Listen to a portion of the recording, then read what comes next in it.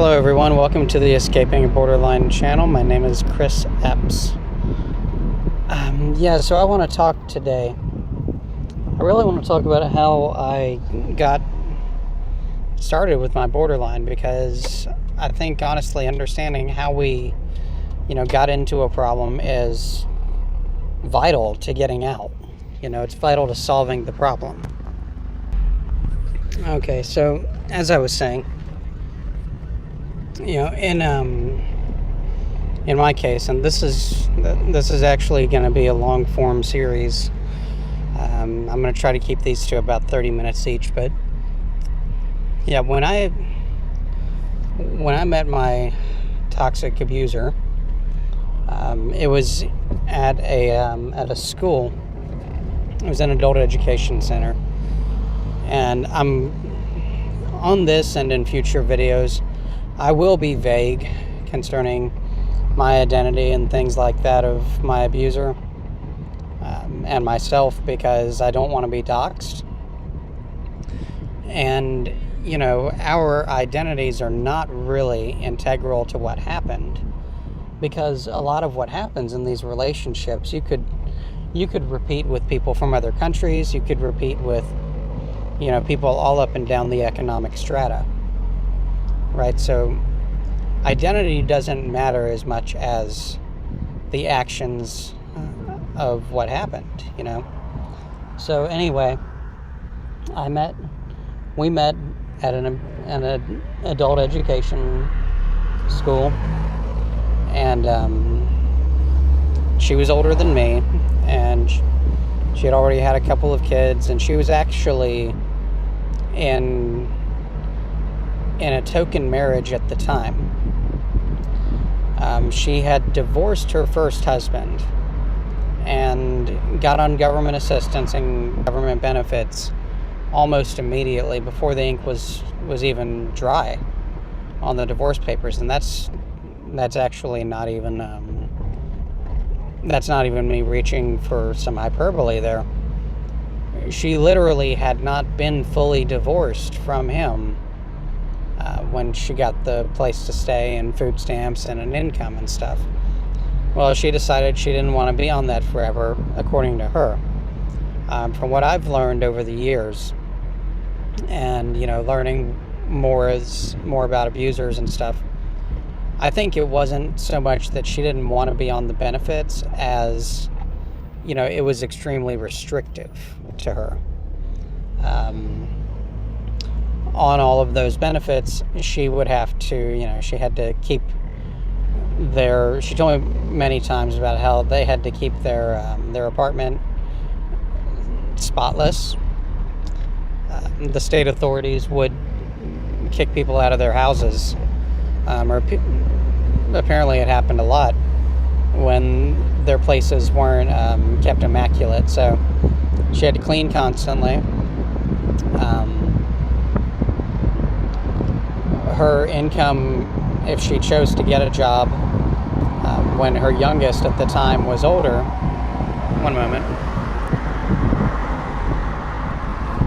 Yeah, okay, if she had chosen to get a job when her youngest child at the time, who was only just a baby, was older, she would have had to, she would have been very limited in her job selection. But they wanted to send her to training for work and to school and things. So they wanted her to be independent, but on their timeline. Now, say what you will, you will feel how you will about, these government programs. I don't feel one way or the other about them. I think that the particular state that she was in was trying to do the best that it could with women in her situation. She'd never really held a job. She'd only been a housewife and a mom, and she was young enough yet that, like, she was in her mid-20s, that they could have trained her, they could have sent her to school and things. But, to someone who is a borderline, all of those things are, putting them on a path towards responsibility is like kryptonite. They don't know how to handle it, and they can't possibly fathom what it is that you're all about. Okay, so I had to put it down for a moment, but as I was saying, borderlines, they don't stick to responsibility very well. And when someone says to them, okay, look, we're gonna, give you this stuff for a limited time. We don't really want you on it forever. We're gonna help you to be on your own, to be independent. They shirk, they spurg out, as the term is these days. They don't know how to deal with that, and that's going to become more apparent, as I tell my story over time here. But so she knew that her time in basically not having to be an adult with adult responsibilities and stuff was going to be short-lived. So she went on to she got married, and she started seeing a guy. She got married, or she started seeing the guy when she got into the government housing and stuff, and possibly even before that. Okay, so at any rate, she got married to this other guy about 2 weeks after after the divorce was finalized in the courts. So she started seeing him. I don't know what his living situation was, because he traveled several states to get with her, but she met him online through a relative of hers. And he knew, according to her, and I've only ever heard this from her, but according to her, he knew, everything about her. He knew how the marriage had ended. Now, from what I've been able to dig up on this guy, he was literally retarded. And he didn't even make it through the 8th grade in school. Like, he just totally dropped out. His parents allowed him to drop out, and he worked for them in a construction job for a number of years. But yeah, he and his parents were pretty well off. They had a lot of money. They were really bad at having a lot of money, but they had a lot of money. Anyway, they treated him like crap, and from what I've been able to dig up, and it's been very little information, but from what I was ever able to dig up on him, my wife was the only woman, I should say my Eskimo brother there. But yeah, no, my wife was the only woman he had ever been with. So there's that. But anyway, he moved, like I said, a couple thousand miles away at the time to be with her. And she got married to him.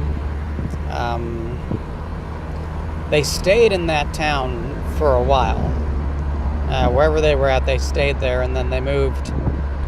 He moved with her to our state when my wife's parents were having some physical problems with whatever state they were in. That her old man had lost his job due to hepatitis or something like that, and so they moved. And they moved to my state, where I reside. And her and the husband at the time, they had, it was ultimately a marriage of convenience. And because he was retarded and never diagnosed or anything, he had a ton of mental problems, and he was very abusive. But she never turned him in, She never turned him in. The cops never came to their place. No neighbors called when they were supposedly having these big fights. So, it's hard to really separate fact from fiction in that regard. Knowing her, knowing how she is, I do tend to believe that they both got violent with each other. But again, I have no data to measure that against. But anyway, so they had this really vile relationship for like 2 or 3 years. And anyway, they moved to my state, And when she moved here, her and her parents threw him out, and they made him go be homeless. And he wound up hooking up with some homeless gay guys and became their bitch, for lack of a better word, and was sharing drugs with them and stuff. And he died back in 2005, a few months before my youngest son was born. Well, the only child that me and my wife have together. Anyway, so I met her when she had thrown him out for several months, and she went and dated a guy even younger than I was, and she got to know his family pretty well, and that guy probably would have stayed with her if he hadn't knocked her up. Well, she lost the baby, and one thing led to another, and she wound up stalking him, because that's what borderlines do. He was a daytime student at our adult education school. I was a nighttime student. Well, in order to try to get away from her, he became a nighttime student. You could just do that. You could just tell somebody, hey, I want to take my courses at night, and they would just have you check a box, and you show up at night, and it was no big deal. Well, anyway, so yeah, he became a nighttime student. And so she became a nighttime student because she didn't have a job. She was living with her parents, and she had no real responsibilities. They were raising her kids for her. So she could just decide on a whim to become a nighttime student as well. Her ex-boyfriend didn't work, and neither did she. He stayed with his dad. But he was, 19 years old. He could kind of do that. It's different when, you're a woman who's approaching 30. It's a different dynamic. But anyway, so, she just kind of stalked him and started taking the night courses. Well, I met her when, she was actually on the rebound from that relationship, and I had previously dated somebody at the adult education school as well. Now, my relationship was very short-lived. It was 2 weeks of very intense sex, and then it was over. So, yeah, but I was on the rebound because I really hadn't had a really intense physical relationship like that, and the woman that I was with was a night student, but she could not just switch to days to get away from me. During the day, she actually had a job. Now, I had a job at night myself, but my job never started until I'd been out of class for about an hour or so. It was an overnight job at a store. So, me and my ex, or not my ex, my spouse, basically, we got together, out of just a mutual sense of, really wanting somebody in our lives. So I thought. I didn't realize that I didn't know what I was in for. I had no, I had no real bearing on what a really good relationship was supposed to be, because honestly, my parents were not great. My mom had been a single mother when she got with my stepdad, and I have a half-brother as a result of that relationship, and they really did not have a good relationship when I was growing up. Okay, so anyway, about my family, just very briefly, and I'll talk more about them as time goes on, but yeah, my mom was a single mother when she met my stepdad, and I pulled a lot of good things and a whole lot of bad things out of my relationship with them. I'd love to say more good than bad, but as time goes on, I realize that they really didn't prepare me for life in the real world in any kind of meaningful way. It's it's taken some time and distance since my stepdad died almost 2 years ago. It's taken some time and distance, but I've come to understand over time that he may have had strong narcissistic tendencies, and my mom certainly seems to either be displaying a lot of those same tendencies, or she managed to keep them down just because when she met him, he was the only guy who was willing to put a ring on it, because I was someone else's kid, and by the time he was in my life, I was 8 years old. So it was already pretty well established in my head, and I mean, you could, people could look at me and him and see that I wasn't his son. So I mean, it was always kind of like, well, this is. But he was beneficial and detrimental, all at the same time, and that seemed to be the way that he lived. He kind of went out in a bad way, and I don't mean that he was murdered in a drug deal or anything like that, but he didn't live well, he didn't live right for himself, and he went out with a lot of health problems at a pretty young age. And his death was preventable. But my mom was, I don't want to say that she was an enabler, but she wasn't going to stop him from killing himself. And I think a lot of that it probably was calculated on her part in some manner. She knew for a long time that she was going to outlive him. And so far, that's been pretty true. But anyway, I didn't have a great upbringing. And this is the kind of thing that borderlines really latch onto. They latch onto damaged people. And I'd been abused a lot as a kid. My mom, the stepdad that I just talked about, was my mom's third husband. My mom's second husband was a very abusive asshole. And having been with that guy, pretty much anybody under that abuse scale was gonna seem pretty okay for a long time to me.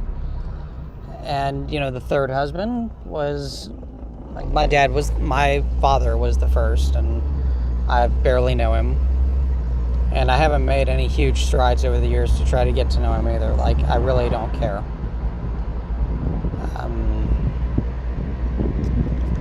But anyway, the second guy was horribly abusive. Physically, mentally, emotionally, financially. I was 4 years old. I still remember a lot of the abuse. A lot of it is very clear as day. I've kept it alive in my head over the years, just because it was always a fear of mine that I would get that bad. And fortunately, it is sort of a reverse regression to the mean when it comes to abuse victims. They don't always go on to be abusers. Just like the children of successful people don't always go on to be successful. And the grandchildren of successful people don't always go on to be successful. Now, I wasn't the direct child of either of these abusive men. But stories about my own father, when they came from my mom or when they came from my mom's relatives, were almost always negative. I don't think I ever heard a positive story about my father, and to that end, I understand people saying things like, oh, well, you should look him up, or, you should do one of these DNA tests. Yeah, I honestly don't care. I don't have time in my day to really give much of a crap. So, if that's your attitude and you choose to leave it in the comments below, that's whatever. But I'm not personally entertaining that idea, and it's my biological father. I'll follow that lead if I ever choose to. But yeah, moving on, right? So Yeah, I didn't have a great upbringing, and this is the kind of thing the borderline personality disordered people, cluster B types, they attach themselves to people with these issues because they themselves are pretty damaged, and as long as they can seem like a kind of savior to you, as long as they can present themselves as a better option to you, from day one, they know that they don't have to do much. In the case of my wife, me and my parents had not had a good time. Even though things had gotten better as I got older between me and them, things were not going well. And she capitalized on this. I let her get into my head. I let her get into my ear. And, I really allowed my relationship with them to sour in a lot of ways. In a lot of ways that a normal person, would have told her, hey, back off. These are my parents you're talking about. If you don't like them being in my life, then, you can go away. I don't need you. I don't need this crap. But I didn't do that. I didn't do that because I had never gotten the therapy that I really should have gotten when I was a kid. And all of the second husband's abuses really started hitting my head hard. Like, I was going through a lot of mental turmoil, about 10 years after the fact, because my own, my stepdad, the guy who I'd come to call my dad, he was physically abusive. And, it always made me want to crawl in a hole or just not be home. I never ran away, but I made friends with kids who lived several miles away from me just so that I could hop on my bicycle and go visit them. Go visit their rather normal families. Go hang out with normal kids. Because I didn't want to be home. There were so many bad memories I had of being at home that I didn't want to be there. I knew I didn't want to be there all the time. And,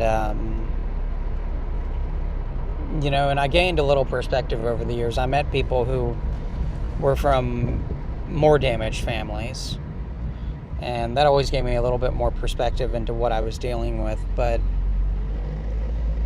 at the end of the day, man, abuse is abuse. And, when you come from an abusive household, you are a prime target for abusive people. And so I was, and she latched onto that, and she data mined very early on, asked me just a ton of leading questions about, what kind of person I was, what I had been through, what kind of things I had done, as a result of a lot of this stuff. And I didn't know any better. I didn't have a filter. I didn't know to have a filter. And, these days I do. But I didn't know back then to have a filter. So I didn't say, I said everything. I told her everything, because what I had found was that no one had really asked me those questions before. Because normal people don't tend to ask those questions of romantic partners, and I didn't understand that. I thought that there were major issues with a lot of the women that I had dated over the years. I would come to find out later and to discover later that a lot of the issues I had with the women that I dated were largely a result of two things. For one thing, I am diagnosed on the high spectrum for autism. That was one thing. The second thing was that, I had the abusive past, and a lot of people don't. Well, you tend to gravitate toward people who are most like yourself, and I had certainly done that over the years. I'd gravitated toward, said I had friends that had normal families, but those friends were damaged. Some of them, the damage was self-inflicted, through drug use and things, but their families seemed fairly normal on the surface. Girls that I had gotten with, I always found myself getting very hung up on girls that I would figure out later on had been pretty damaged emotionally, physically, mentally. Sometimes all of the above, But, whether or not someone is damaged and whether or not they become a borderline or an empath is really up to them. Or if they become some other, narcissistic, cluster B personality type, that's all on the person. And they have to choose to keep being that way. And that is something that I feel you need to understand as we move on through this, is that, I chose to not be abusive. I chose to better myself. And she didn't. And she has never really made much of that kind of a choice. And that's ultimately what separates me and her. I have that sense of well-being, and she really doesn't. So yeah, as I was saying, that is the difference ultimately between an abusive person and an empath, really, I think, is not just the choices that they've made, but the choices that they continue to make. I haven't lived a perfect life, and I've made some bad decisions that weren't just, having abusive people in my life. I've made some really bad decisions over time, and, it'll be ultimately up to my own discretion as to how much of that I divulge and how much I keep in, but yeah, I've done some pretty horrible shit, and yeah, I have felt bad about it over the years. I continue to, I felt bad about it immediately after I did it. And that I've noticed is really another thing too, and